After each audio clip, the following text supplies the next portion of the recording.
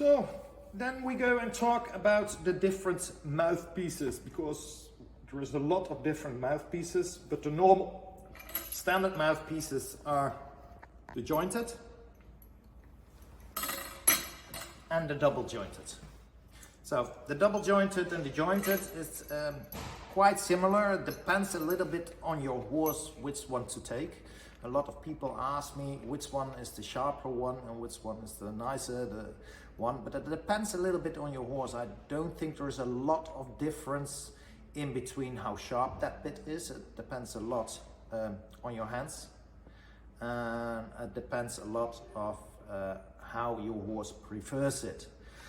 So if you look to the normal jointed bit, you can see, if it lays here on my fingers, that the pressure is going the side of the bars, and you have freedom on the tongue. So you have a lot more space on the tongue, so you get only the pressure on the side of the bars.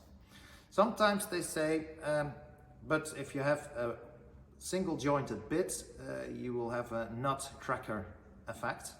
Well, if the bit fits properly, so it's just on the side, it is not possible for the bit to go up and push in the top of the mouth or get the nut cracker effect. So if your bit fits, that will not happen. So this one, a little bit more tongue freedom. And the second part is, because it's only single jointed, it's much more quiet in the mouth than a double broken. Because in a double broken jointed, you can see there's a lot more movement going on. And if I lay this on my fingers, you can see the pressure gets to the sides of the mouth, and you get it a little bit more on the tongue.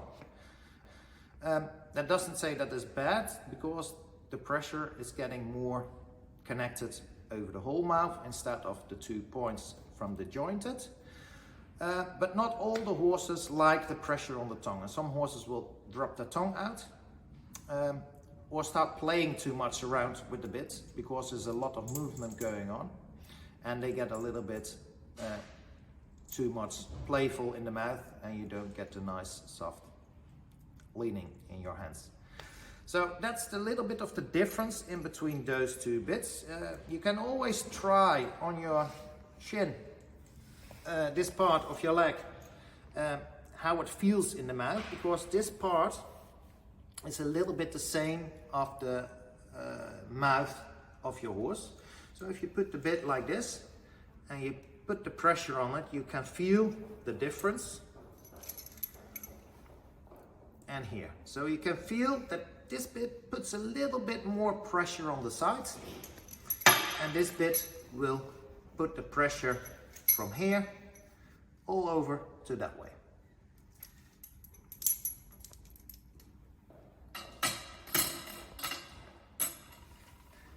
Then of course we have the straight bar, and I have a straight bar here with a little bit of tongue freedom.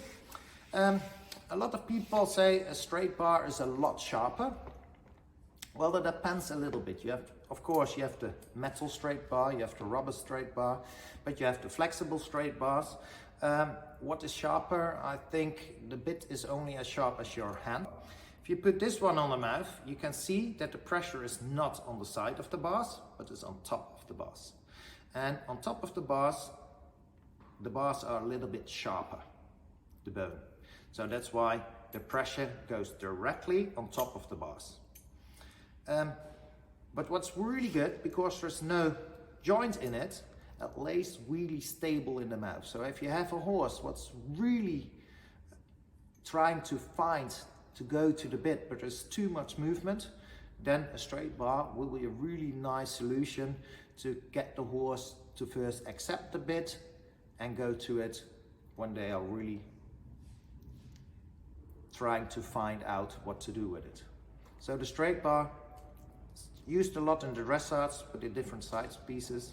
But it's a fantastic bit, and it's just as sharp as your hand.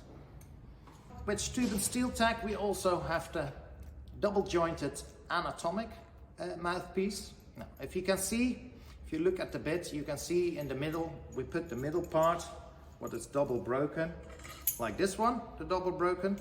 But here, we pushed the joints a little bit up, and we made this one a lot more flat. So if you look at this, when I put it on my hand, hold on, let me put it right on my hand, you can see there's a lot more tongue freedom over here as there would be with this one.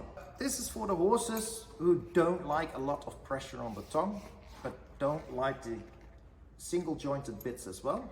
So you have a lot more tongue freedom, so it lays much more anatomic in the mouth.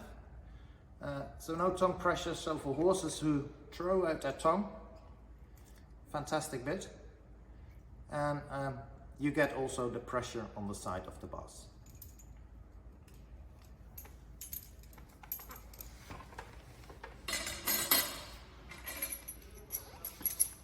And then we come to this one.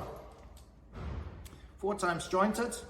It's the Waterford. The Waterford bit is actually there for horses who lean on the bit, who lay themselves on the bit and pull your arms longer and longer. Because this bit is jointed that many times, the horse tends to stay away a little bit from it. They can't lay on it, so they can't really bite it between the tooth as well.